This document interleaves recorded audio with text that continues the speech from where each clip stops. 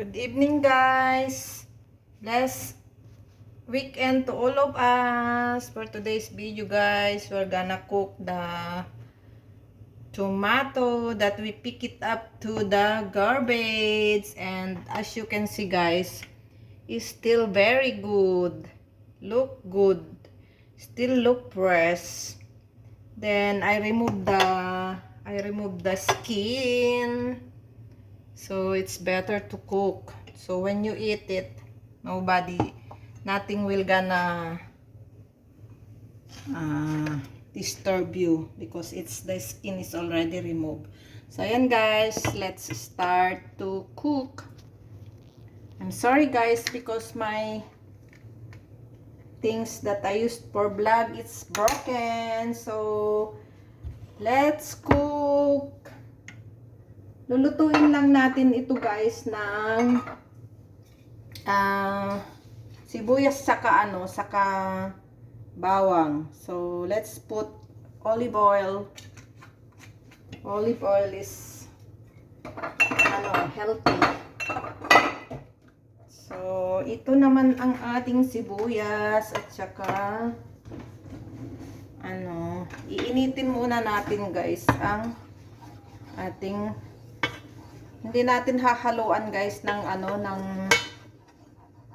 natin hahaluan ng itlog, but actually hindi pa tayo nakabili ng itlog.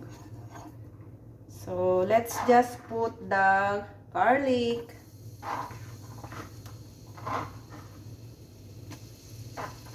Parang iaano lang natin siya guys. Ewan ko kung marami ito pag naluto.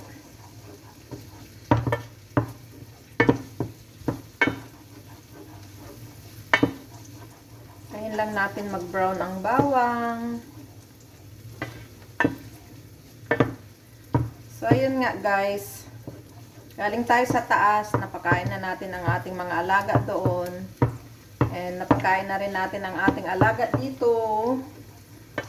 Kaya pagkain naman natin ang ating lulutuin guys, kasi nga ang pinananghalian ko guys is pansit. Yung linuto ko kaninang umaga bago ako pumasok sa trabaho.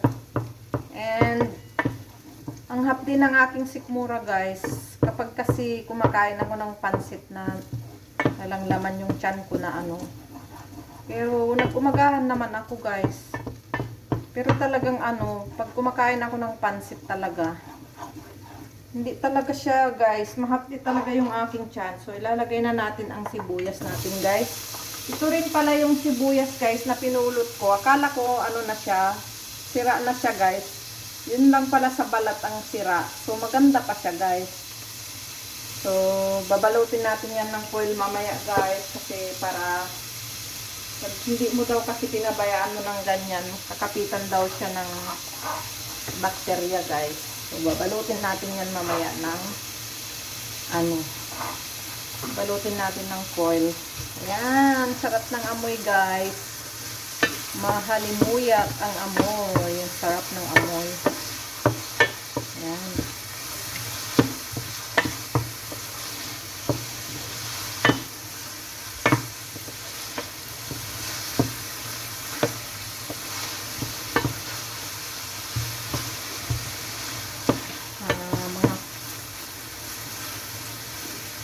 Malapit nang darating yung mga amo ko guys dyan sa taas.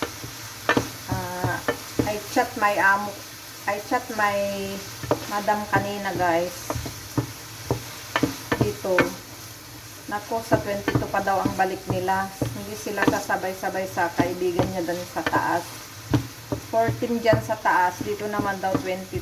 So mag-i-stay pa talaga ako dito guys ng 1 week. Oh my God. I'm so sad na guys. I'm so lonely na alone. Bored na rin guys. Gusto ko na rin makauwi. Pero kailangan kong magtiis. Kailangan kong magtrabaho. Kasi kung wala ito, aywan ko kung saan tayo pinulot guys. Kasi wala tayong mga trabaho. Ito lang talaga sa dalawang ito na amo ko guys ang laging save to the talaga. Lalo na ang laki-laki na ng tuition ng anak ko guys. problema ko. Sabay-sabay ang mga problema namin ngayon guys. Kaya hindi ko alam kung paano. Lilipat pa sila guys ng ng boarding house yung anak ko. Sumakit pa yung ulo ko guys dahil yung pinagsanglaan ko ng inubos nila. Kaya ngayon sabay-sabay ang mga problema ko. Nagpaparamdam pa yung isang pamangkin ko dahil mag-flight na yata siya papuntang Hong Kong. Kailangan nila ng pera papuntang Manila. Ewan ko guys kung may maibibigay pa ba ako. Ay Diyos ko. Hindi ko alam kung... So ayun na guys. Lalagay na natin ang kamatis. Ang dami diba? So let's put...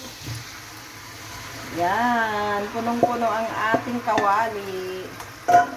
Sarap guys. So ayan. Hantayin natin siya guys na lagay tayo ng paminta para sa pang-aroma niya. And then put din tayo ng asin. Yan.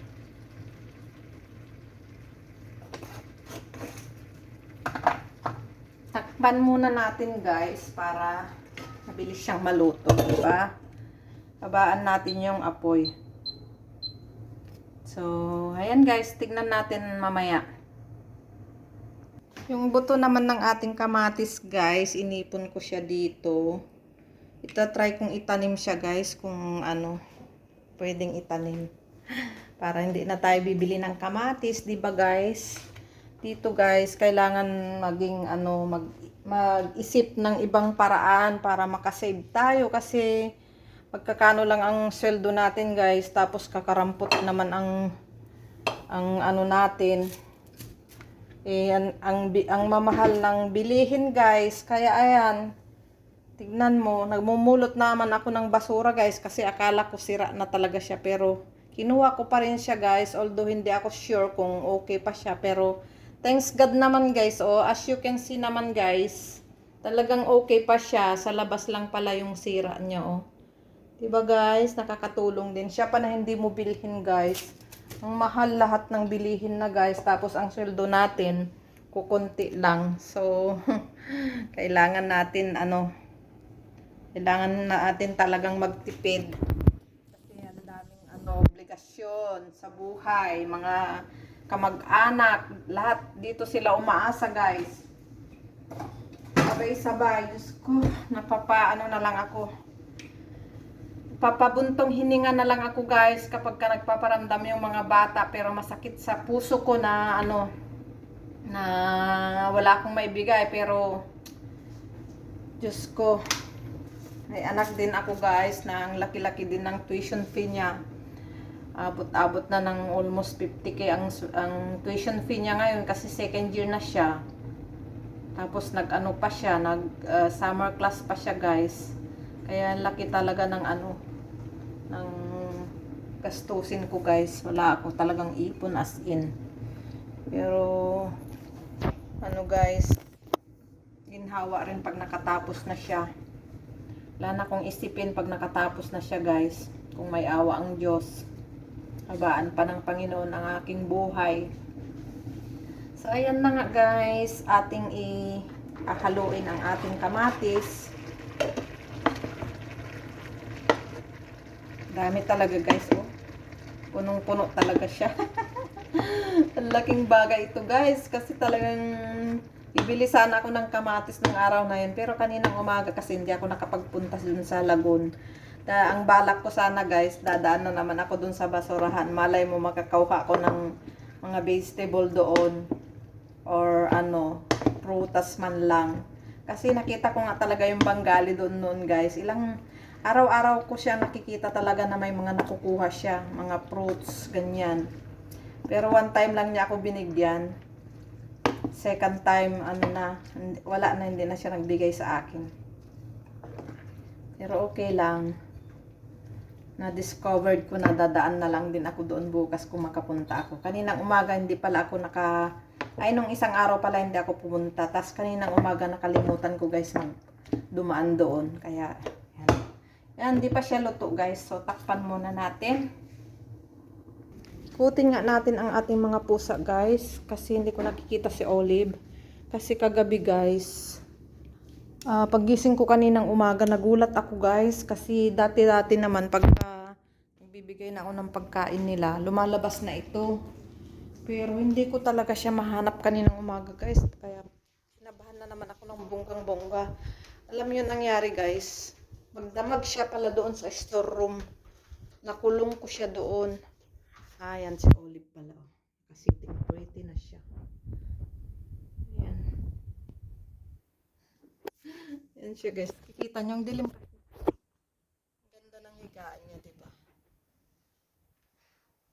Hi Olive. Hindi ko alam kung nakikita ninyo.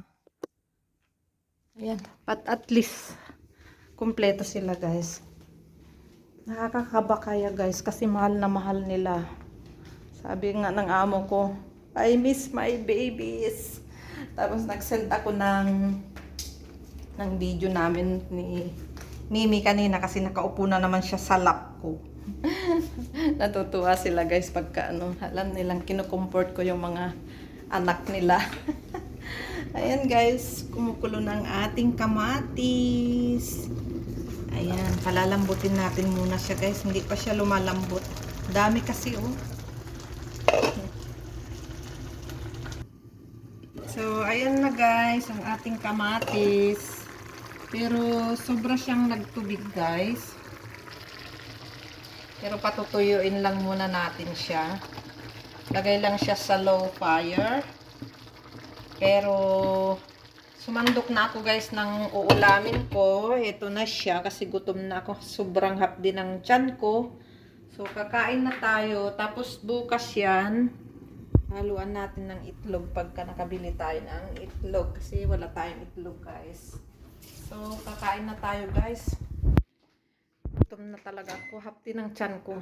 Nainit ko yung aking ulam. Ganyan lang ang ulamin ko guys. Isang pirasong galunggong yata yan sa kayang tomato. So tara guys, kain tayo. Samahan nyo akong mag-dinner. Tapos kasi inom tayo ng gamot guys. So kailangan ko talagang uminom ng gamot. Kasi mataas ang aking blood pressure. Yan guys, let's eat.